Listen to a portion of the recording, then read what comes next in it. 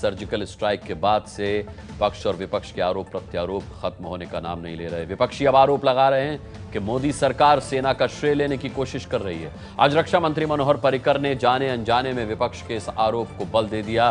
उन्होंने कह दिया कि सर्जिकल स्ट्राइक का असली श्रेय तो प्रधानमंत्री मोदी को मिलना चाहिए। उनके बयान पर बवाल बढ़ा तो फिर वो संभले, लेकिन तब तक उनके बयान का सियासी सर्जिकल ऑपरेशन हो चुका था।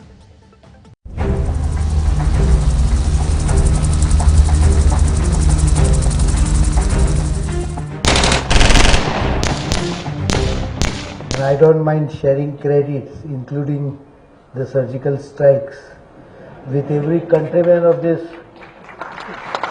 great country, because it is done by our armed forces and not by any political party. So all Indians, including those doubting Thomases, also including, can share the credit. One for myself, I will only share the credit. At the most, the major share goes to Prime Minister. रक्षा मंत्री के इस बयान की खबर मिलते ही विपक्ष ने सवाल उठा दिया कि सेना के श्रेय पर खुद रक्षा मंत्री कैसे डाका डाल सकते हैं। विपक्ष के सियासी सर्जिकल ऑपरेशन से गड़बड़ाए रक्षा मंत्री ने अपना सारा गुस्सा मीडिया पर निकाल दिया।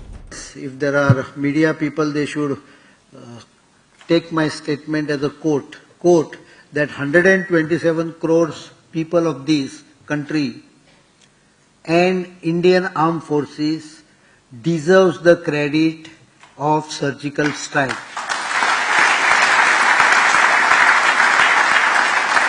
My and your contribution is 1 by 127 crores. रक्षा मंत्री ने बिगड़ी बात को संभालने की कोशिश की। सर्जिकल स्ट्राइक का श्रेय देश को दे दिया, लेकिन इशारों इशारों में ये भी जोड़ दिया कि देश का फैसला भी तो मोदी सरकार ही कर रही है। We don't take credit for surgical strikes, but I think everyone should realize that it is government who takes decision, and that government needs to be cheered up for the decision which it took boldly. रक्षा मंत्री ने सरकार की पीठ थपथपाने की वजह भी बताई। And from whatever I have learned, there is no surgical strike any time earlier. Okay. What probably they are quoting are what is called as action taken by border action teams. Correct. These are common practices across globe and also in Indian Army, that the local commanders sometimes takes action against a punitive action against an opponent who has been troubling him. That's right. To settle the score. It's not an official action of the approved by the government, and therefore it is called as covert operation. There is deniability without knowledge of anyone. Congress Modi सरकार के इस दावे का शुरू से ही विरोध कर रही है। उसकी दलील है कि उसके शासनकाल में भी इस तरह के कई सर्जिकल ऑपरेशन हुए हैं।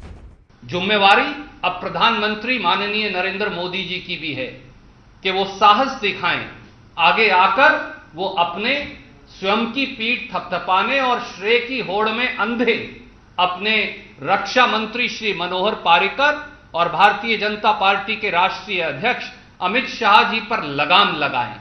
पूरी देश की सेना से प्रधानमंत्री नरेंद्र मोदी जी माफी मांगे। कांग्रेस प्रधानमंत्री नरेंद्र मोदी से माफी मांगने को कह रही है। खुद प्रधानमंत्री इस मुद्दे पर खामोश हैं। दशहरे के मौके पर उन्होंने लखनऊ की रामलीला में आतंकवाद के खिलाफ हुए सर्जिकल स्ट्राइक का इशारों इशारों में जिक्र जरूर किया, लेकिन सेना के बारे में कुछ नहीं कहा। इस बात को लेकर मायावती ने उन पर निशाना साधा है। प्रधानमंत्री मोदी ने आतंकवाद के संदर्भ में भगवान राम और जटायु का तो जिक्र किया, लेकिन उन्होंने सफल सर्जिकल स्ट्राइक करने वाली सेना का जिक्र नहीं किया। प्रधानमंत्री के स्वागत में जो होर्डिंग्स लगे थे, उसमें प्रधानमंत्री को सर्जिकल स्ट्राइक का असली हीरो बताया गया था।